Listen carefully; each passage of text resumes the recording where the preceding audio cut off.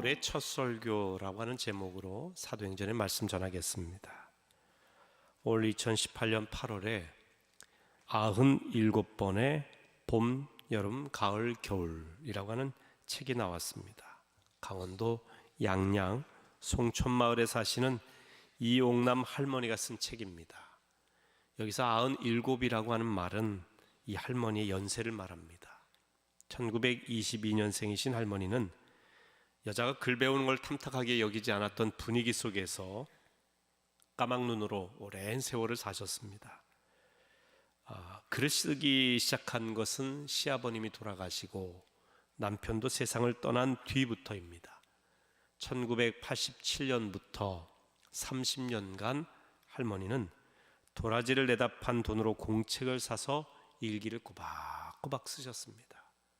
그 일기 가운데 이제 몇 편을 모아가지고 97 봄, 여름, 가을, 겨울이라고 하는 제목으로 책을 내신 겁니다. 몇 편만 제가 읽어드릴게요. 작은 딸 전화 받고 막내 아들 전화 받고라고 하는 제목입니다. 9시 50분에 전화가 온다. 막내 전화다. 그래서 오랜만이다 하니까 왜 전화할 때마다 오랜만이라 한다고 도로 나를 원망한다. 지금 밖은 조용하다. 오늘 아침에는 작은 딸 전화 받고 저녁에는 막내 아들 전화 받았다. 그래서 얼마나 반가웠는지 몰라. 늘 그렇게만 살고 싶었지. 자식이 뭔지 늘 봐도 늘 보고 싶고 늘 궁금하다. 하늘님이 잘 해야 될 터인데, 이런 제목의 글은요, 오늘은 집 옆 밭에 강남콩을 심었다. 그리고 이른 콩도 심었다. 어떻게 될지 두고 봐야 알지. 그저 심어서 매 가꾸고 바라볼 뿐이지. 날씨가 잘해야 될 터인데, 하늘님이 잘해야 될 터인데. 이런 내용이에요. 하나만 더 봅니다.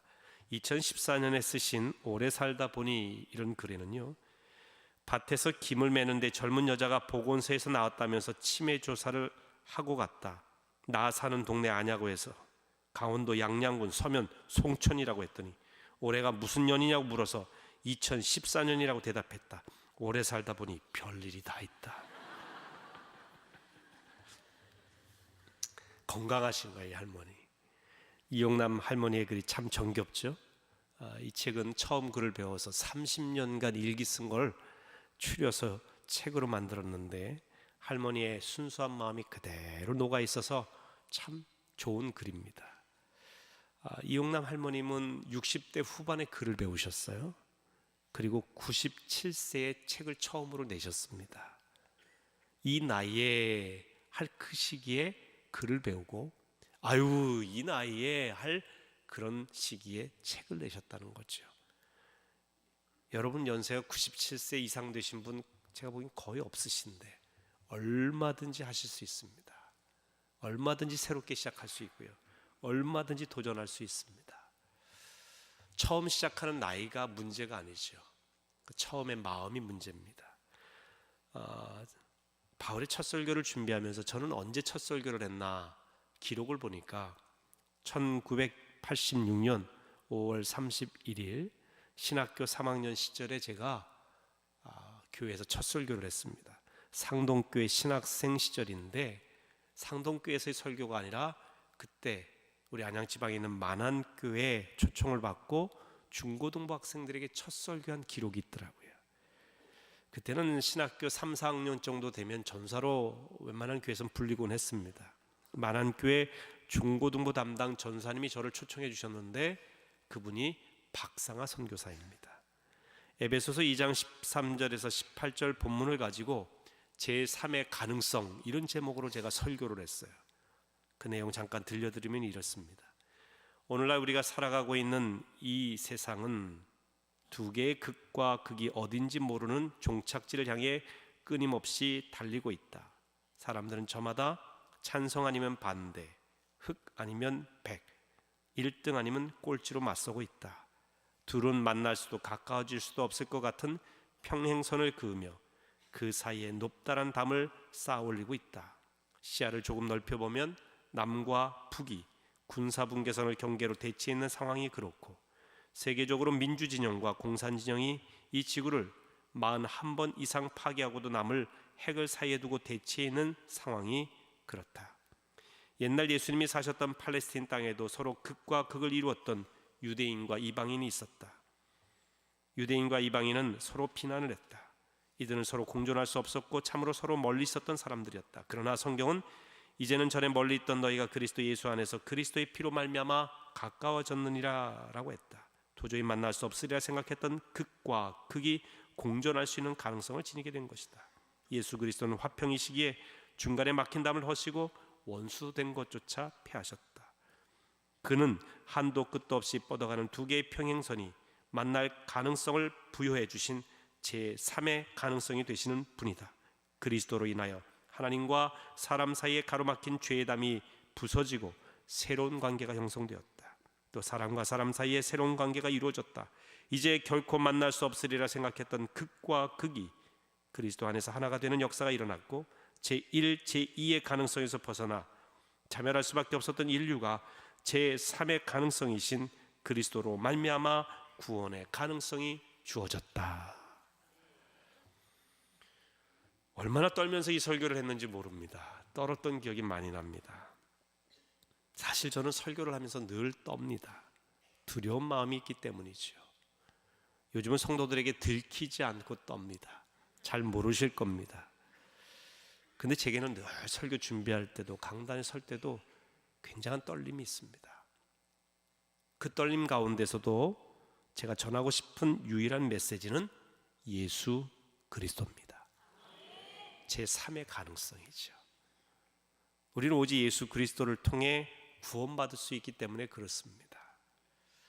오늘 본문은 바울의 첫 설교인데 그가 선교를 시작한 나이가 거의 50세 가까이 됐습니다. 이용남 할머니보다는 젊지만 바울 시대에는요, 오래 살지 않던 시대라 이 바울이 선교를 시작한 나이는 거의 은퇴할 시기입니다. 그리고 바울이 전한 이 메시지의 핵심은, 오늘 본문을 비롯해서 그가 평생 전한 메시지의 핵심은 예수 그리스도입니다. 바울의 첫 설교를 들어보기 위해서 우선 그의 선교 여정을 따라가 보도록 하겠습니다. 지난 주일에 드디어 바울이 선교사로 구브로에 있는 곳으로 가서 선교 활동을 시작했다는 이야기를 했습니다. 살라미아라고 하는 지역에서 시작해서 150km 떨어진 바보라고 하는 지역까지 가서 복음을 전했습니다. 이 바보라는 지역에서 당시 구브로 섬을 관장하던 총독 서기오 바울이라고 하는 사람에게 복음을 전하려고 하는데 그 곁에는 마술사가 있었죠. 엘루마라고도 하는데 바예수라고 하는 엘루마가 있었습니다. 바울이 복음을 전할 때 방해를 했어요. 말씀을 왜곡시켰습니다. 하나님을 믿지 못하게 만든 겁니다. 그때의 바울이 그 바예수를 향해서 네 눈이 멀어질 것이다. 왜냐하면 하나님의 말씀을 왜곡시키고 사람을 믿지 못하게 하니까 하나님의 기적이 나타나도록 한 겁니다. 그 기적이 나타나서 보지 못하고 헤매는 모습을 보고 총독 서기오 바울이 하나님이 살아계신 분이구나. 하나님을 믿게 되었고 주 예수 그리스도에 관한 가르침을 받아들이게 된 것입니다. 이때부터 바울이 선교 활동에 있어서 주도적인 역할을 하게 됩니다. 오늘 보면 13절 말씀은 바울이 이 전도대장 명실공히 전도의 팀장이 된 것을 보여줍니다. 같이 읽어보겠습니다.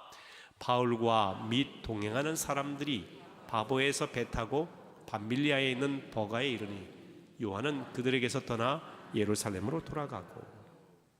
여러분, 사도행전 13장 이전에는 바나바의 이름이 늘 먼저 등장했습니다. 안디옥교에서 같이 활동하던 바나바와 바울은 오늘날로 말하면 담임 목사와 부목사 사이입니다. 바나바는 담임 목사요, 바울은 부목사예요. 목회 현장에서는 바울은 바나바를 따라올 수 없었습니다. 그런데 선교 현장에 들어서면서 역전이 됩니다. 역량이 서로 다릅니다. 바울이 주도적인 역할을 합니다. 바예수를 물리치고 총독 서기오 바울로 하여금 하나님을 믿게 한 것도 바로 바울의 메시지를 통해서고 바울이 전한 복음 때문에 그렇습니다. 그래서 오늘 13절에도 바울과 및 동행하는 사람들이라고 표현이 나옵니다. 바나바라는 이름이 등장하지를 않아요. 구브로섬 바보에서 밤빌리아로 갈 때부터 바울이 전도의 대장이 됩니다.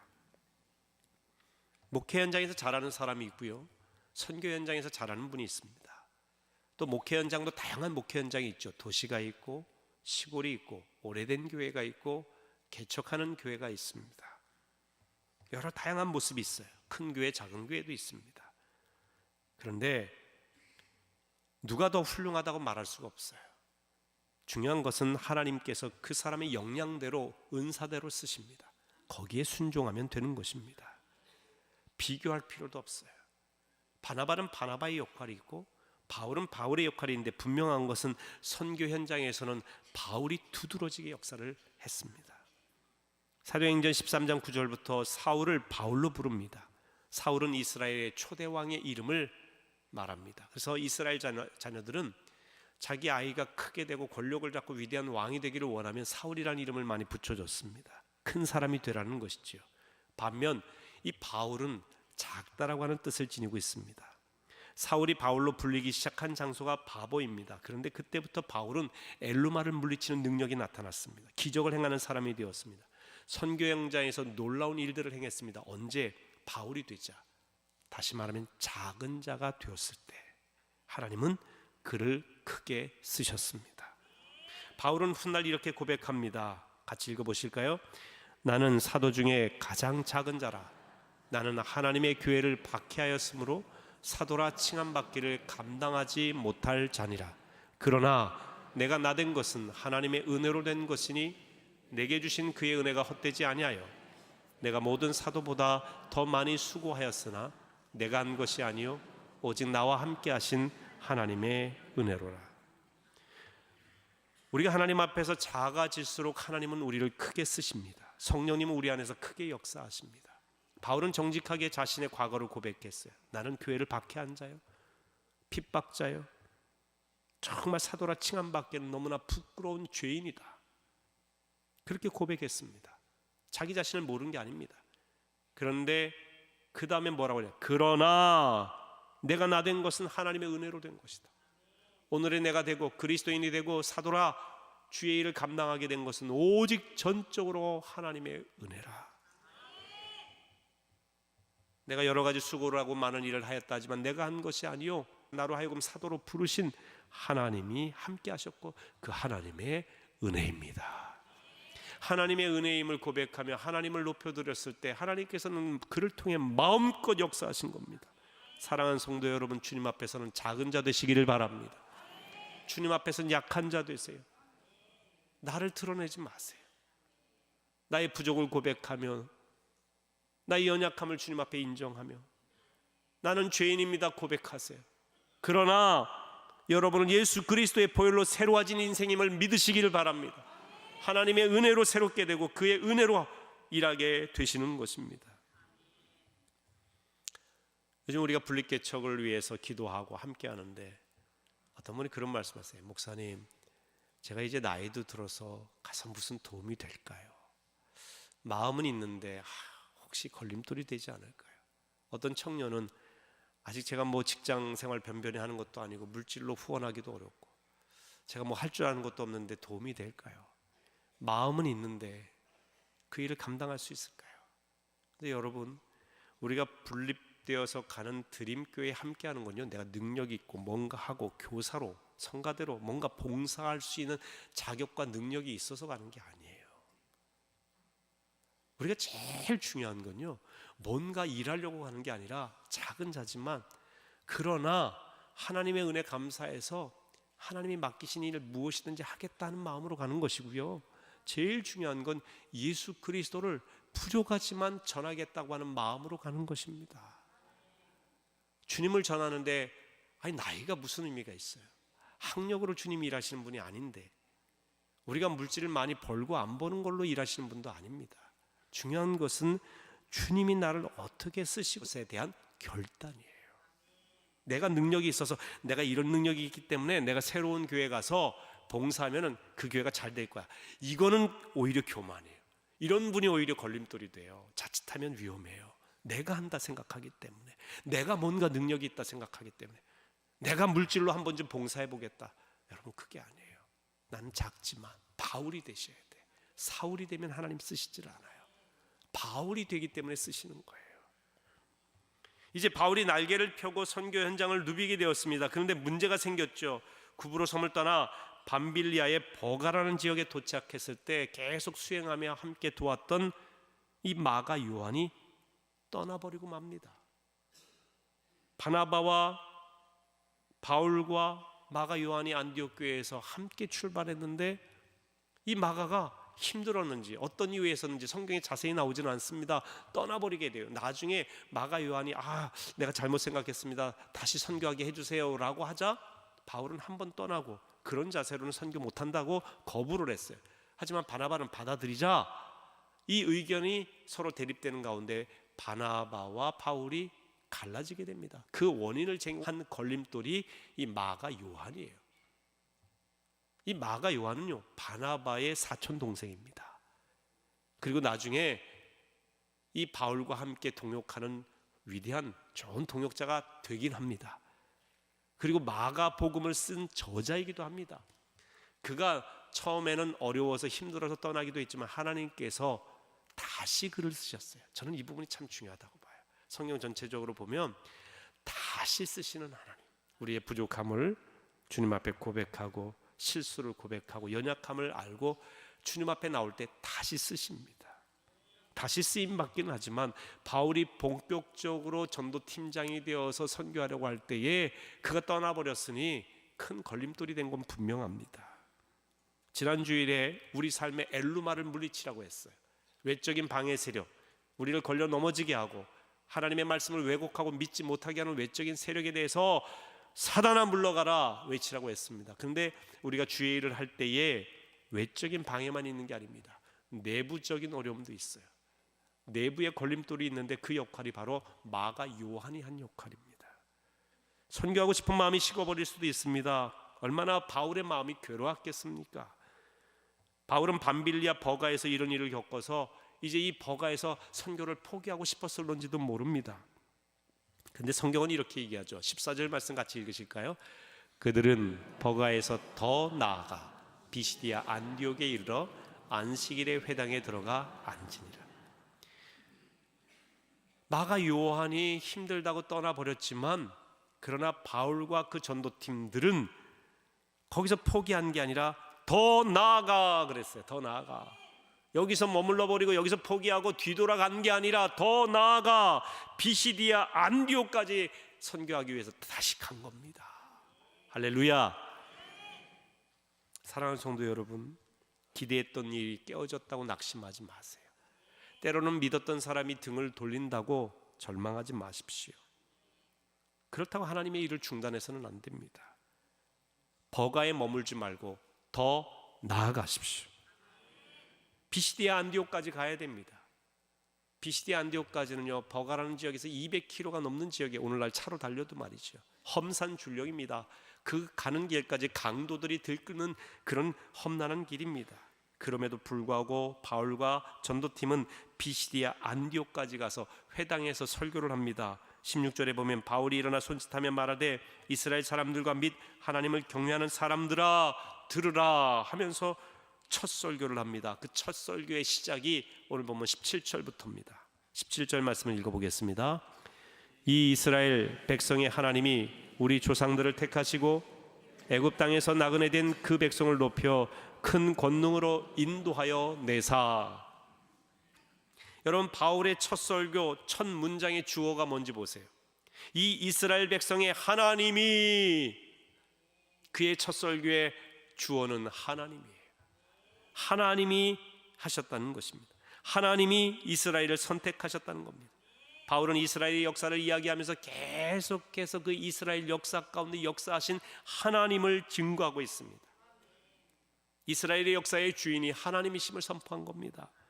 하나님께서 이스라엘을 선택하셨고, 하나님께서 노예 생활하던 이스라엘을 애굽 땅에서 구출해 내셨고, 하나님께서 광야 생활하던 이스라엘 백성들의 잘못된 소행에도 불구하고 인내하셔서 그들에게 먹거리를 주셨고, 하나님께서 이 가나안 땅의 7 족속을 멸하시고 이스라엘 백성들로 하여금 가나안 땅을 들어가게 하셨고, 하나님께서 사무엘 때까지 사사를 보내주셔서 이스라엘을 통치하셨고, 또한 하나님께서 임금을 달라고 한 이스라엘의 기도에 응답하셔서 초대 임금 사울을 허락하시고 40년 동안 통치하게 하셨고, 그러나 그 사울 왕이 순종하지 않고 그릇된 길로 가자 하나님께서 그를 패하시고 그 마음에 맞는 사람 다윗을 허락해 주셨다.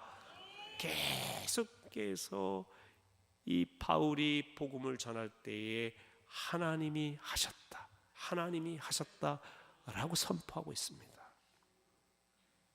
그리고 결정적인 내용이 뭐냐? 하나님께서는 약속하신 대로 다윗의 후손 중에 구주 예수 그리스도를 주셨다라는 것입니다. 23절 말씀 같이 읽습니다. 하나님이 약속하신 대로 이 사람의 후손에서 이스라엘을 위하여 구주를 세우셨으니 곧 예수라. 바울의 첫 설교에서 사도 바울이 전할 때의 주어는 하나님이시고 이 복음의 핵심 주제는 예수 그리스도입니다. 예수께서 성경의 약속대로 우리를 위하여 이 세상에 오셨고, 그가 십자가에 죽으셨고 죽음에서 다시 살아나셔서 우리의 주님이 되셨다는 것이 그가 전한 첫 설교예요. 복음의 핵심입니다. 계속해서 바울은 하나님께서 죽은 자 가운데서 예수를 살리셨다고 했는데, 예수의 부활은 한두 사람의 증인이 있는 것이 아니라 아주 많은 증인이 있다고 오늘 성경에도 말씀하고 있습니다. 다시 말하면 예수의 부활은 하나의 소문이 아니라 분명한 사실이라고 하는 것입니다. 예수는 부활하셨다는 거예요. 죽은 자 가운데 부활하셨는데 하나님께서 그를 죽은 자 가운데서 살리셨다는 것입니다. 할렐루야. 예수는 부활의 첫 열매가 되셔서 우리도 예수를 믿을 때 죽어도 다시 살고 부활하는 놀라운 은혜를 입게 된다는 것이죠. 예수 믿으면 죽지 않습니다. 육신의 죽음은 있을지 모르지만 영원한 죽음은 없어요. 영생하게 된다는 것입니다. 십자가에서 죽으시고 부활하신 예수님을 믿으면 모든 죄를 사함받고 의롭다 칭함을 받고 하나님 자녀가 되고 영생한다는 것이 바울의 이 설교의 핵심이에요. 이것이 복음의 핵심입니다. 이 영생에 관한 내용을 오늘 말씀에도 적고 있는데 38절과 39절을 같이 읽어보겠습니다. 그러므로 형제들아 너희가 알 것은 이 사람을 힘입어 죄사함을 너희에게 전하는 이것이며, 또 모세의 율법으로 너희가 의롭다 하심을 얻지 못하던 모든 일에도 이 사람을 힘입어 믿는 자마다 의롭다 하심을 얻는 이것이라. 여러분, 이게 속죄의 복음이에요. 이 사람을 힘입어, 바로 예수 그리스도를 말해요. 이 사람을 힘입어 우리가 죄를 사함받는다는 거예요. 모세의 율법으로 우리가 온전히 의롭게 되지는 못하는데 이 사람을 힘입어 이 사람을 믿을 때에 우리가 의롭다 칭함을 받게 된다는 거예요. 우리 공로가 아니라 예수의 십자가 공로로 우리는 죄 사함 받고 의롭게 된다고 하는 속죄의 복음입니다. 여러분 자신의 의로 여러분이 구원받는 게 아닙니다. 결코 아닙니다. 예수 그리스도 그 이름을 힘입어, 그분의 십자가 공로를 힘입어 우리가 죄 사함 받고, 그분의 이름을 힘입어 우리가 의롭담을 얻고, 그분을 힘입어 우리가 구원함을 받고 영생하는 것입니다. 이것이 십자가의 복음이에요. 이 복음이 사도 바울로 하여금 어떤 극한 고난 속에서도, 심지어 죽음의 위협 속에서도 계속해서 전도 여행을 하게 했던 것입니다. 사도 바울은 이 복음을 가슴에 품자 견딜 수가 없어요. 전하지 않고는 견딜 수가 없는 것입니다. 내가 내 공로로 의에 이르고 내 공로로 구원받는 줄 알았더니 그게 아니구나. 예수 그리스도의 공로구나. 죄 없으신 예수님이 날 대신에 죽으신 것이구나. 이 복음에 대한 감격, 그 하나님의 은혜에 대한 감동이 이 가슴에 가득 차니까 계속해서 복음 전하고 교회를 세우고 말이죠. 복음의 감격을 알았기 때문입니다. 나 같은 죄인 살리신 주 은혜 놀라워 감격한 것이죠. 사랑하는 성도 여러분, 여러분은 지금 제가 전한 이 복음을 다 들어보셨어요. 이미 여러 번 제가 설교를 통해서 말씀을 전했습니다. 여러분이 성경 공부할 때도 이미 알고 계십니다. 중요한 것은 복음이 무엇이냐 보다도 이 복음에 대한 감격이 있느냐는 거예요. 날 구원하신 예수님을 생각만 해도 좋고 감사하고 있느냐는 것입니다. 여러분, 우리가 좋아하는 팀이나 좋아하는 선수를 응원했는데 그 선수가 잘해요. 그 팀이 우승을 합니다. 승리를 해요. 질 것 같았다가 역전승을 하게 됩니다. 마지막 인저리 타임에 극적으로 골을 넣기도 합니다. 그래서 대역전 드라마를 씁니다. 그랬을 때에 응원하는 선수들, 응원하던 이 관중들은요, 감격해요. 자기가 마치 골을 넣은 것처럼 그 선수의 이름을 환호하며 그 팀을 환호하며 박수를 치며 소리를 치며 어떤 경우에는 감격의 눈물을 흘립니다. 왜? 그 선수의 승리가 내 승리처럼 감격스럽거든요. 저 사람의 이 축제가 나의 축제가 되는 거예요. 이 감격이 있기 때문에 막 환호성을 치고 눈물을 흘리고 말이죠. 며칠 몇 날을 기쁘게 감사하게 살아가고 또 와서 응원하게 되고, 감격이 있는 거예요. 감격. 승리의 감격을 함께 맛보는 겁니다. 여러분, 예수 그리스도께서 십자가에서 승리하셨고 부활하셨다고 하는 이 놀라운 복음의 메시지가 2000년 전에만 있었던 역사의 한 페이지가 아니에요. 오늘 우리에게도 허락해 주신 놀라운 역사입니다. 구원의 역사예요. 복음이에요. 복음은 메마르지 않습니다. 식지 않습니다. 복음은 죽지 않습니다. 중요한 것은 이 복음에 대한 감격이 지금 내 안에 있느냐는 것입니다. 바울은 이 복음에 대한 감격이 있기 때문에 목숨 걸고 나간 거예요. 마가 요한이 떠나버리는 아픔도 있었지만 그것 때문에 복음 전하는 일을 중단하지 않았습니다. 자기에게는 육체의 가시가 있어서 계속해서 하나님께 기도하며 내가 너무 괴롭습니다, 하나님 이 육체의 가시를 제하여 주십시오 기도했는데 응답되지 않고 내 은혜가 내게 족하다는 응답만 받았음에도 불구하고 그 고통, 육신의 고통 속에서도 계속해서 복음을 전했어요. 옥에 갇히는 어려움 복음 전하다가 고통이 있었음에도 불구하고 내가 이 옥중에서도 쇠사슬에 매인 사신이 되어서 이들에게 복음을 전할 수 있도록 나를 위해 기도해달라고 교인들에게 부탁을 한 사람이에요. 십자가의 복음에 완전히 목숨을 건 사람입니다. 그 사도행전 20장 24절에 내가 달려갈 길과 주 예수께 받은 사명, 하나님의 은혜의 복음을 증언하는 일을 마치려 하면 나의 생명조차 조금도 귀한 것으로 여기지 아니하노라. 여러분, 그리스도의 사명은 예수님을 진심으로 믿는 겁니다. 그런데 그 믿음이 머리로만의 믿음이 아니라 그 복음에 대한 감격이 있어야 됩니다. 그리고 그리스도인은 이 복음의 감격을 가지고 복음을 전하는 것입니다. 교회 사명도 마찬가지입니다. 예수를 전하는 것이 사명입니다. 그러려면 교회는 복음의 감격을 잊지 말아야 됩니다. 주의 핏값으로 사신 은혜의 공동체임을 잊지 말고 생명 살리는 일에 최선을 다해야 되는 것입니다. 여러분, 우리 인생이 힘든 이유는 그 일이 힘들고 환경의 어려움 때문에 그런 것이 아닙니다. 어떤 관계의 문제도 아니에요. 복음에 대한 감격을 잃어버렸기 때문입니다. 예수를 믿긴 믿는데 교회를 나오긴 나오는데 그 복음이 내 삶에 영향을 주지를 않아. 예수 그리스도를 통해서 영생 얻었다고 하는 이 소망의 비전이 나를 감격스럽게 만들지 못한다는 거예요. 이론적으로는 알아요. 그런데 내게 주는 감격이 아니에요. 복음의 감격이 있어야 돼요. 저는 제가 고등학교 시절에 하박국 3장 17절 18절 말씀, 무화과나무 잎이 마르고 포도나무에 열매가 없고 감람나무에 소출이 없고 밭에 식물이 없고 우리의 양이 없고 외양간에 소가 없을지라도 나는 여호와로 말미암아 즐거워하며 내 구원의 하나님으로 말미암아 기뻐하리로다. 내 구원의 기쁨, 내 삶의 즐거움이 물질의 소유에 있는 것이 아니라 구원하신 하나님께 있다는 사실을 깨닫고, 이게 복음이죠.